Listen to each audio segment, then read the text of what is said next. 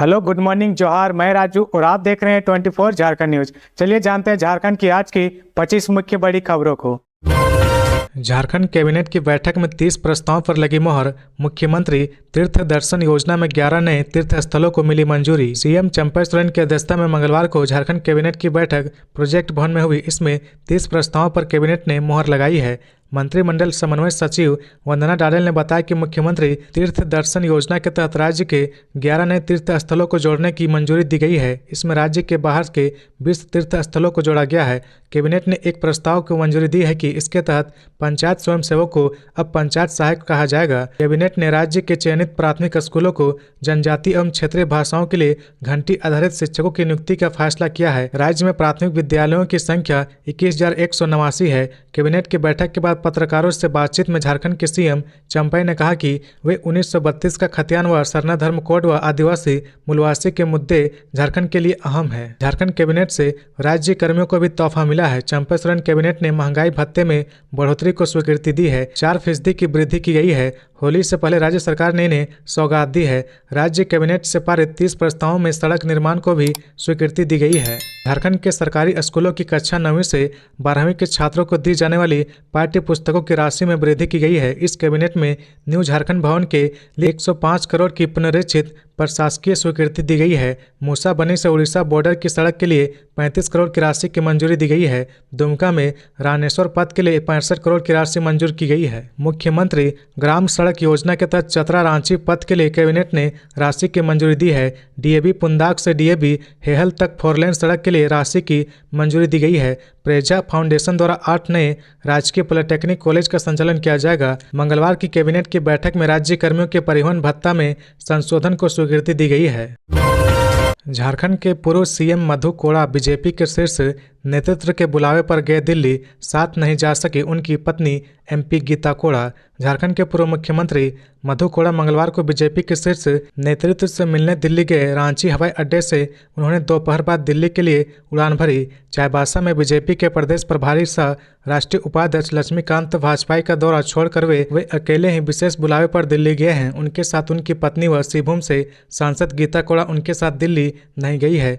बताया जा रहा है कि झारखंड बीजेपी प्रभारी के कार्यक्रम की वजह से गीता कोड़ा दिल्ली नहीं गई है। वे चाईबासा, झींकपानी व जगन्नाथपुर में लक्ष्मीकांत वाजपेयी के कार्यक्रम में शामिल हुई। चाईबासा के बीजेपी नेताओं ने बताया कि चाईबासा, झींकपानी व जगन्नाथपुर में झारखंड बीजेपी के प्रभारी लक्ष्मीकांत वाजपेयी के कार्यक्रम में शामिल होने का कार्यक्रम पहले से ही तय था। इस कारण बीजेपी में शामिल हुए चाईबासा की सांसद सह लोकसभा प्रत्याशी गीता कोड़ा मधु कोड़ा के साथ दिल्ली नहीं जा पाई। बता दें कि कुछ दिन पहले ही गीता कोड़ा ने कांग्रेस का हाथ छोड़कर बीजेपी का कमल थामा है।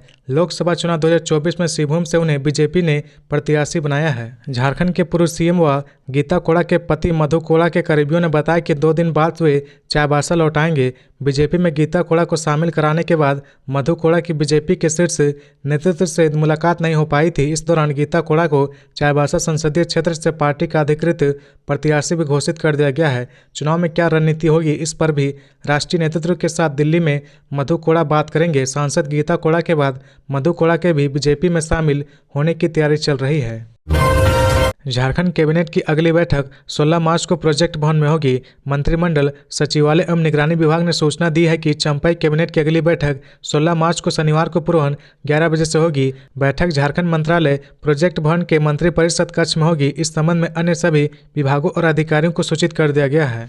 खबरों में आगे बढ़ने से पहले अगर अभी तक आपने इस चैनल को सब्सक्राइब नहीं किया तो प्लीज सब्सक्राइब कर ले, जिससे झारखंड की हर छोटी सी बड़ी खबर की अपडेट आप तक पहुंचता रहे।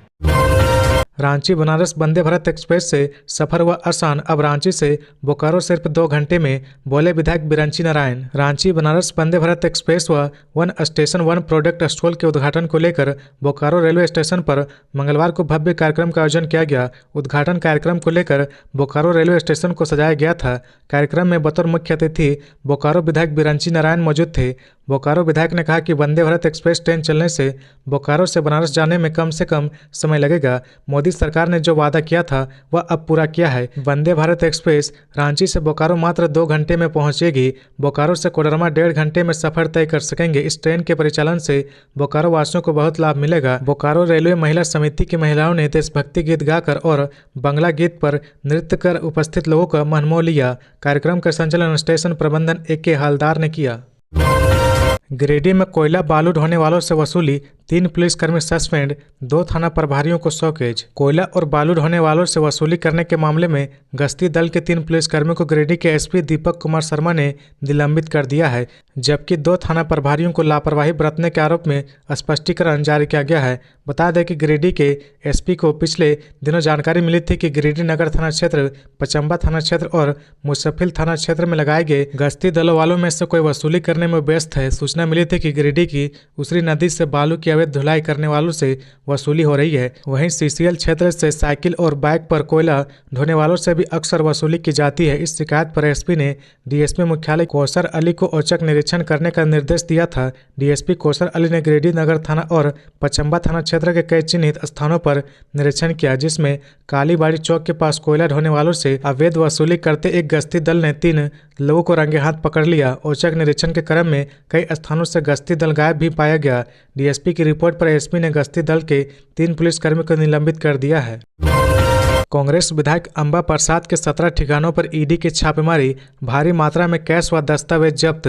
प्रवर्तन निदेशालय ने मंगलवार को कांग्रेस विधायक अंबा प्रसाद, उनके पिता पूर्व मंत्री योगेंद्र शाह और अन्य पारिवारिक सदस्यों व करीबी रिश्तेदारों के 17 ठिकानों पर छापा मारा। ED ने योगेंद्र शाह के पुत्र अंकित राज, पुत्री अनुप्रिया और अन्य रिश्तेदारों के नाम पर बनी 10 कंपनियों को भी इस छापेमारी के दायरे में शामिल किया गया है। इन कंपनियों के माध्यम से मनी लॉन्ड्रिंग को अंजाम देने से संबंधित दस्तावेज भी ED को मिले हैं। छापेमारी के दौरान योगेंद्र शाह व अंबा प्रसाद के ठिकानों से महत्वपूर्ण दस्तावेज और विभिन्न ठिकानों से करीब 20 लाख रुपए नकद जब्त किए जाने की सूचना है। हजारीबाग में लीज की बेशकीमती जमीन पर कब्जा करने के मामले में उभरे विवाद के बाद ED ने अंबा प्रसाद और योगेंद्र शाह के खिलाफ दर्ज प्राथमिकी की तलाश की और ECR दर्ज किया। इसके बाद मंगलवार सुबह 7 बजे रांची, हजारीबाग और मुंबई स्थित ठिकानों पर छापा मारा। छापेमारी के दायरे में योगेंद्र शाह के कुल 3 ठिकानों को शामिल किया गया। ED ने हजारीबाग के तत्कालीन अंचल अधिकारी शशि भूषण सिंह के रांची स्थित आवास पर भी छापा मारा। फिलहाल वह धनबाद के गोविंदपुर अंचल में अंचल अधिकारी के पद पर पदस्थापित है। वह जमीन की हेराफेरी के एक पुराने मामले में ED के अभियुक्त हैं। हजारीबाग में अपने पदस्थापन के दौरान जमीन कब्जा करने के मामले में उन्हें अंबा प्रसाद और योगेंद्र शाह के खिलाफ प्राथमिकी दर्ज करने के लिए थाना प्रभारी को पत्र लिखा। बाद में भारी राजनीतिक और प्रशासनिक दबाव में उन्होंने थाने को एक दूसरा पत्र भेजा। इसमें जमीन कब्जा के मामले में अज्ञात लोगों के खिलाफ प्राथमिकी दर्ज करने की अनुशंसा की। इसके बाद अज्ञात लोगों के खिलाफ प्राथमिकी दर्ज हुई। विनोद पांडे ने कहा, राष्ट्रपति ने आदिवासी मुद्दों पर ही JMM प्रतिनिधिमंडल को नहीं दिया समय। राष्ट्रपति से मिलने का समय नहीं मिलने पर झामुमो ने तीखा प्रहार किया है। झारखंड मुक्ति मोर्चा के केंद्रीय महासचिव विनोद पांडे ने राष्ट्रपति की ओर से समय न मिलने पर नाराजगी जाहिर करते हुए इसे दुर्भाग्य बताया। दरअसल 4 मार्च को झामुमो द्वारा राष्ट्रपति को एक पत्र भेजा गया था। पत्र में इंडिया गठबंधन के नेता राष्ट्रपति द्रौपदी मुर्मू से मिलना चाहते थे। इस पर राष्ट्रपति भवन से जवाब आया और कहा गया कि समय न होने की वजह से फिलहाल राष्ट्रपति इंडिया गठबंधन के नेताओं से नहीं मिल पाएंगी। झामुमो प्रवक्ता विनोद पांडे ने मंगलवार को प्रेस वार्ता कर कहा कि झारखंड के लोगों के लिए यह दुर्भाग्यपूर्ण है। विनोद पांडे ने कहा कि राष्ट्रपति से मिलने के लिए झामुमो ने पत्र भेजकर समय मांगा था, लेकिन राष्ट्रपति भवन से मिले सूचना के मुताबिक समय का अभाव बताकर समय नहीं दिया गया। उन्होंने कहा कि झारखंड की अस्मिता से जुड़े 3 मामले को लेकर इंडिया गठबंधन का एक प्रतिनिधिमंडल राष्ट्रपति से मिलना चाहता था। उन्होंने कहा कि झारखंडियों की पहचान सरना धर्म कोड की लंबे समय से आदिवासी मांग कर रहे, लेकिन अब तक इस मुद्दे पर ठोस कदम नहीं उठाया गया। उसी प्रकार झारखंड में आरक्षण की मांग भी अरसे से चली आ रही है, लेकिन अब तक आरक्षण बिल पास नहीं हो सका है। तीसरा, खतियान आधारित नियोजन नीति बनाने को लेकर इंडिया गठबंधन राष्ट्रपति से मिलना चाहते थे। विनोद पांडे ने हेमंत सोरेन के कार्यकाल में पारित हुए कई बिल का जिक्र किया। उन्होंने कहा कि जिस वादे के साथ हम सत्ता में आए थे, उन वादों को धरातल पर उतारने का भरसक प्रयास किया गया। हम लोगों ने 1932 खतियान आधारित नियोजन नीति को कैबिनेट और विधानसभा से पास कराकर राजभवन को भेजा, लेकिन राज्यपाल ने इस बिल को वापस लौटा दिया। उसी प्रकार हमने आरक्षण बिल को पारित कराकर राजभवन भेजा। आरक्षण बिल को असंवैधानिक बताकर लौटा दिया गया। सरना धर्म कोड को पास करके राजभवन भेजा, लेकिन अब तक उस पर कोई पहल नहीं किया गया। विनोद पांडे ने कहा कि एक बार फिर राष्ट्रपति को पत्र भेजकर मिलने के लिए समय मांगी जाएगी। सांसद गीता कोड़ा ने कहा, रेलवे का कायाकल्प भी विकसित भारत की गारंटी। प्रधानमंत्री नरेंद्र मोदी ने मंगलवार को 85,000 करोड़ से रेलवे की 6,000 परियोजनाओं का लोकार्पण व शिलान्यास किया। गुजरात के अहमदाबाद में आयोजित मुख्य समारोह का चाईबासा रेलवे स्टेशन परिसर में प्रसारण किया गया। इस दौरान चक्रधरपुर रेल मंडल अंतर्गत चक्रधरपुर, बड़ा जामदा व चाईबासा सहित अन्य स्टेशनों पर कार्यक्रम किए गए। चाईबासा में आयोजित कार्यक्रम में श्रीभूम की सांसद गीता कोड़ा शामिल हुई। यहाँ स्थानीय स्तर पर वन स्टेशन वन प्रोडक्ट के तहत बने स्टॉल का लोकार्पण किया। इस दौरान सांसद ने कहा कि छोटे स्टेशनों का कायाकल्प हो रहा है, इनके विकास के लिए प्रधानमंत्री नरेंद्र मोदी समर्पित हैं। आने वाले दिनों में चाईबासा परमानेंटली मुख्यालय को पूरे देश से जोड़ने के लिए जिस तरह से मांग उठ रही वह प्रधानमंत्री नरेंद्र मोदी के नेतृत्व में ही संभव है। कहा कि रेलवे का कायाकल्प भी विकसित भारत की गारंटी है। प्रधानमंत्री नरेंद्र मोदी के कुशल नेतृत्व में तीव्र गति से नए रेलवे ट्रैक का निर्माण, 1300 से ज़्यादा रेलवे स्टेशनों का आधुनिकीकरण, वंदे भारत,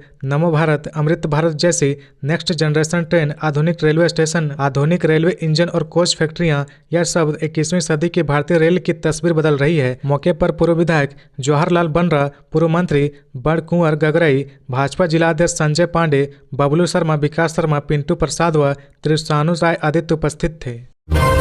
सभी जिलों में जनजातीय भाषाओं की पढ़ाई समेत इन अहम प्रस्तावों पर कैबिनेट ने दी मंजूरी। मंगलवार को हुई झारखंड कैबिनेट की बैठक में सभी जिलों में जनजातीय भाषाओं की पढ़ाई समेत 30 प्रस्तावों पर कैबिनेट ने मंजूरी दी है। आइए इनमें से कुछ अहम प्रस्तावों पर नजर डालते हैं। राज्य के बीपीएल श्रेणी के वरिष्ठ नागरिकों को तीर्थ यात्रा कराए जाने संबंधी योजना, मुख्यमंत्री तीर्थ दर्शन योजना के अंतर्गत नए तीर्थ गंतव्य को शामिल करने की स्वीकृति दी गई है। झारखंड राज्य अंतर्गत सरकारी विद्यालय के वर्ग 9 से 12 में नामांकित एवं अध्ययनरत सभी कोटि के छात्र छात्राओं को उपलब्ध कराए जा रहे निःशुल्क पाठ्य पुस्तक की राशि में वृद्धि की स्वीकृति दी गई है। मुख्यमंत्री ग्राम गाड़ी योजना के अंतर्गत प्रशासनिक दृष्टिकोण से अनुशंसित कार्य प्रमंडल चाईबासा के टोंटो प्रखंड अधीन कोयरा से हाथीबुरु, ऊसीपी से बोडाम भाया मारादेरी तक पथ निर्माण की प्रशासनिक स्वीकृति दी गई है। मुख्यमंत्री ग्राम सड़क सुदृढ़ीकरण योजना अंतर्गत ग्रामीण कार्य विभाग चतरा प्रमंडल के सिमरिया प्रखंड के अधीन चतरा रांची पथ जबड़ा से दुंदाग ग्राम भाया अरसेल तक पथ सुदृढ़ीकरण कार्य का पुनरीक्षित प्रकलन 348.159 लाख की लागत पर प्रशासनिक स्वीकृति दी गई है। विधानसभा में हुई राष्ट्रमंडल संसदीय संघ की बैठक नवंबर में ऑस्ट्रेलिया में होकर सम्मेलन। झारखंड विधानसभा में मंगलवार को राष्ट्रमंडल संसदीय संघ झारखंड शाखा की वार्षिक बैठक आयोजित की गई। बैठक की शुरुआत विधानसभा अध्यक्ष सभापति राष्ट्रमंडल संसदीय संघ झारखंड शाखा रविंद्रनाथ महतो ने अपने संबोधन से की। इसी मौके पर सीपीए के सदस्य डॉक्टर सब्बा अहमद के निधन पर 2 मिनट मौन धारण किया गया। अध्यक्ष ने राष्ट्रमंडल संसदीय संघ की आगामी सम्मेलन के संबंध में लोगों को जानकारी दी। अध्यक्ष ने बताया कि 4 नवंबर से 8 नवंबर 2024 तक सीपीए का 67वां सम्मेलन होगा। इसका आयोजन Sydney, New South Wales, Australia में किया जाएगा। प्रभारी सचिव झारखंड विधानसभा सचिव राष्ट्रमंडल संसदीय संघ झारखंड शाखा जावेद हैदर ने बैठक में वार्षिक लेखा जोखा प्रस्तुत किया। उन्होंने जानकारी दी कि राष्ट्रमंडल संसदीय संघ झारखंड शाखा के सदस्यों की संख्या वर्तमान में 126 है। भविष्य में इसे और बढ़ाने पर विचार हो रहा। जमशेदपुर में 19 मार्च से नेशनल पैरा बैडमिंटन चैंपियनशिप 20 से अधिक राज्यों के 370 पैरा शटलर होंगे शामिल। टाटा स्टील और झारखंड बैडमिंटन एसोसिएशन की संयुक्त मेजबानी में 6ठी नेशनल पैरा बैडमिंटन चैंपियनशिप का आयोजन 19 से 23 मार्च तक जमशेदपुर के मोहन आहूजा स्टेडियम में किया जाएगा। प्रतियोगिता में पैरालंपियन, विश्व चैंपियन और एशियन पैरा गेम्स के पदक विजेता समेत लगभग 15 ख्याति प्राप्त पैरा शटलर शिरकत करेंगे। इसमें टोक्यो पैरा ओलंपिक के स्वर्ण पदक विजेता उड़ीसा के प्रमोद भगत और राजस्थान के कृष्ण नागर आकर्षण का केंद्र होंगे। टोक्यो पैरा ओलंपिक में रजत पदक जीतने वाले सुहास एल यातिराज के भी भाग लेने की संभावना है। इसमें 20 से अधिक राज्यों के 370 से अधिक शीर्ष पैरा बैडमिंटन खिलाड़ी भाग लेंगे। मोहन आहूजा स्टेडियम में मंगलवार को आयोजित प्रेस वार्ता में टाटा स्टील के VP चाणक्य चौधरी और झारखंड बैडमिंटन एसोसिएशन के सचिव प्रभाकर राव ने संयुक्त रूप से यह जानकारी दी है। इस आयोजन के लिए विशेष शुभंकर आरोहण डिजाइन किया गया है। आरोहण पैरा बैडमिंटन में प्रगति और दृढ़ संकल्प का प्रतीक है, जो बाधाओं पर काबू पाने की भावना को दर्शाता है। एक तरफ से यह पैरा एथलीटों को विपरीत परिस्थितियों से उभरने के लिए प्रेरित करता है। चैंपियनशिप में एकल युगल और मिश्रित युगल स्पर्धाएं होंगी। झारखंड में बीजेपी 13 व आजसू एक सीट पर लड़ेगी चुनाव। कोल्हन में बोले बीजेपी प्रदेश प्रभारी लक्ष्मीकांत भाजपाई। बीजेपी भारतीय जनता पार्टी के झारखंड प्रभारी लक्ष्मीकांत भाजपाई ने कहा कि बीजेपी झारखंड में 13 सीट और 801 सीट पर लोकसभा चुनाव 2024 लड़ेगी। एनडीए झारखंड की सभी 14 सीटों पर जीत दर्ज करेगी।